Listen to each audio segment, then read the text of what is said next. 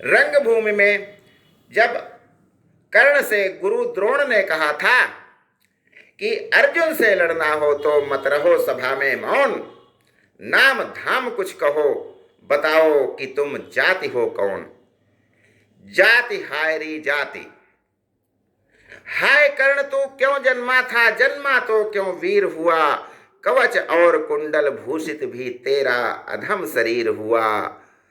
धस जाए वो देश गर्त में, गुड़ की जहां नहीं पहचान, जाति गोत्र के बल पर ही आदर पाते हैं जहां सुजान। मैं कहता हूं अगर विधाता नर को मुट्ठी में भरकर कहीं छींट दे ब्रह्मलोक से ही नीचे भूमंडल पर, तो भी विविध जातियों में ही मनुष्य यहाँ आ सकता है। नीचे हैं क्यारियां बनी तो बीज कहाँ जा सकता है। यह सुनकर जो कर्ण ने उत्तर दिया, जाति जाति रटते जिनकी पूंजी केवल पाखंड, मैं क्या जानूं जाति जाति हैं ये मेरे भुजदंड। पढ़ो उसे जो छलक रहा है मुझ में तेज प्रकाश, मेरे रोम रोम में अंकित है मेरा इतिहास। जब हम जाति को लेकर किसी का अपमान करते हैं तो बड़ी बड़ी क्रांतियां होती हैं, विप्लव होते हैं। ज्ञान गंगा के इस 3 पत्ती कार्यक्रम में आपका स्वागत है। आज मैं आपसे जो बात करना चाहता हूं वह है एक ऐसी चोट जो हमारे हृदय पर लगती है। शरीर में जब चोट लगती है तो वह उतनी विध्वंसक नहीं होती है जितना हम किसी का यदि अपमान कर देते हैं किसी को किसी बात को लेकर, तो वह उसके हृदय पर लगती है और उसका हृदय विदीर्ण हो जाता है। कहते हैं कि हीरा परखने वाले से बड़ा पीड़ा परखने वाला होता है। जब हमारे अंतर मन पर कोई चोट लगती है, किसी के विष व्यंग बाण से जब हम घायल होते हैं तो हम तिलमिला करके रह जाते हैं और बदला लेने की भावना हमारे मन में प्रबल हो जाती है। जी हाँ, जैसे कंप्यूटर में उसके कलपुर्जों में जब कोई खराबी आती है तो हम उसको देख करके समझ जाते हैं कि ये चीज़ बिगड़ी हुई है, लेकिन जब सॉफ्टवेयर में, उसके मन में, उसके हृदय में जब कोई चोट लगती है तो हम प्रायः उसको नहीं पहचान पाते हैं। और यह सबसे बड़ी चोट होती है। शारीरिक चोट, शारीरिक घाव तो भर सकता है, लेकिन अंतर मन में जब हम किसी को पीड़ा पहुंचाते हैं, किसी को कष्ट देते हैं, किसी को गलत बात कहते हैं, तो वह उन बातों को सहन नहीं कर पाता।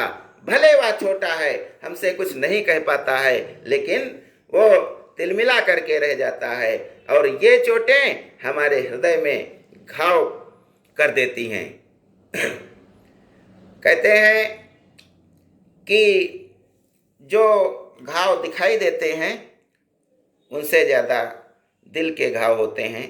तो आजकल हम प्रायः देखते हैं कि हमारे पारिवारिक रिश्तेदार, हमारे खुद अपने घर वाले, यदि हम उनके साथ अच्छा व्यवहार नहीं करते हैं, उनको कदम कदम पर नीचा दिखाते हैं, तो वे हमसे दूर जाते हैं और धीरे धीरे पारिवारिक दूरियां, चाहे पति पत्नी में हो, पिता पुत्र में हो, ये बढ़ती जाती हैं और कभी कभी इतना घातक रूप ले लेती हैं कि हमें पछतावा होता है।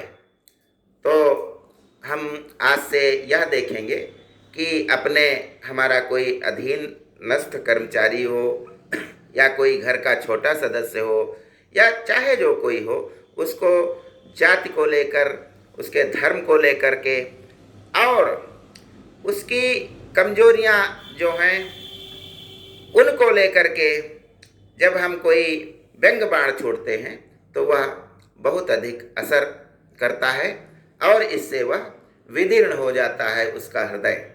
जैसे उदाहरण के रूप में हम प्रसाद बांट रहे हैं,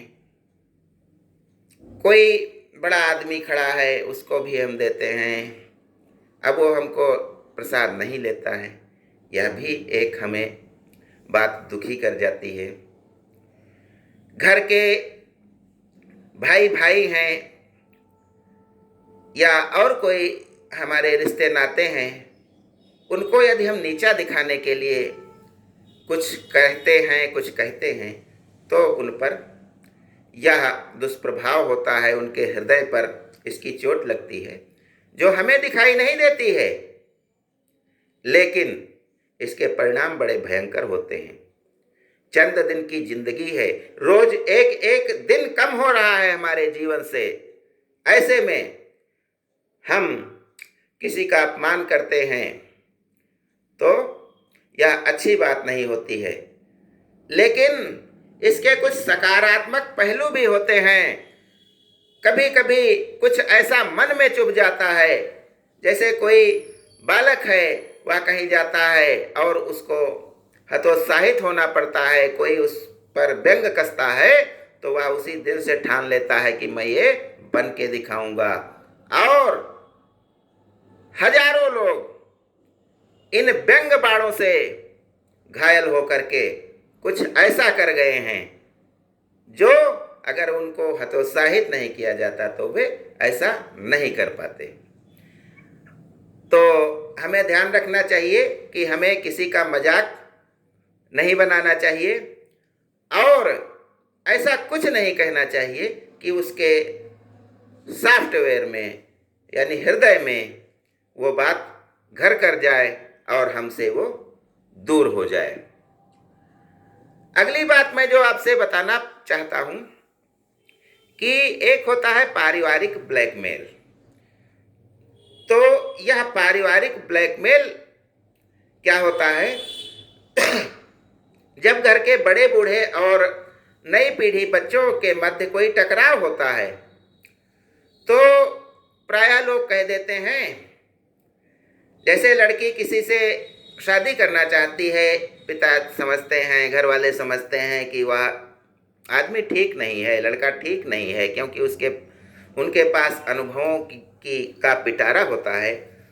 तो अब वो बालिका कहती है कि हमको अगर इससे शादी नहीं करोगे तो हम जान दे देंगे।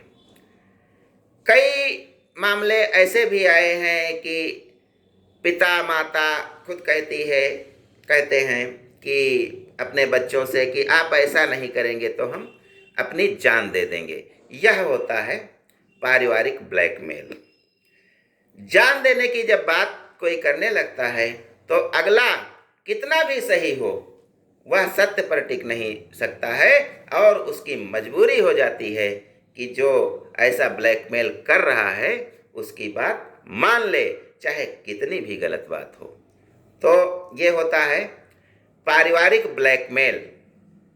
कुछ लोग कहते हैं हम आपसे कभी बोलेंगे नहीं, ऐसा करोगे तो हम घर नहीं जाएंगे, तुम्हारे यहाँ नहीं आएंगे, या फिर हम मर जाएंगे, या हम कुछ ऐसा कर जाएंगे जिससे तुम्हारी छवि खराब होगी। तो ये सभी पारिवारिक और रिश्तेदारी वाली ब्लैकमेल होती हैं। तो इनसे हमें बचना चाहिए और सत्य को समझ करके ही सही आचरण करना चाहिए, तो हमारा जीवन और अच्छा होगा। अगली बात मैं आपसे बताना चाहता हूँ कि जो नमस्ते होता है और जो नमस्कार होता है, इनमें क्या अंतर होता है। तो नमस्ते का मतलब होता है नमः ते, यानी आपको प्रणाम है, हमारा प्रणाम है, नमस्कार है। नमस्ते, तो नमस्ते जो होता है अपने से जो बड़े होते हैं, चाहे पद में बड़े हों चाहे उम्र में बड़े हों, उनसे हम नमस्ते कहते हैं। लेकिन जो नमस्कार होता है, यह मेरा नमः आप स्वीकार करिए, यानी मेरा नमस्कार यानी नमन आप स्वीकार कर लीजिए, तो यह बराबर वालों के लिए होता है। या कोई महफिल है, उसमें बहुत से लोग हैं, तो हम नमस्कार कहेंगे, क्योंकि छोटे बड़े सब होते हैं, लेकिन अपने से पद में बड़ा या उम्र में बड़ा उसको केवल नमस्ते कहा जाता है। अगली बात मैं बताना चाहता हूँ कि सूअर जो होते हैं वे आसमान की ओर नहीं देख सकते, उनकी कुछ बनावट ही ऐसी होती है। और अगली बात मैं यह भी बताना चाहता हूँ कि जो हमारा गायत्री मंत्र है, ओम भूर्भुवः स्वः तत्सवितुर्वरेण्यं भर्गो देवस्य धीमहि धियो यो नः प्रचोदयात्, यह गायत्री मंत्र जो है ऋग्वेद से लिया गया है, पहला वेद। आज बस इतना ही। धन्यवाद। जय हिंद, जय भारत।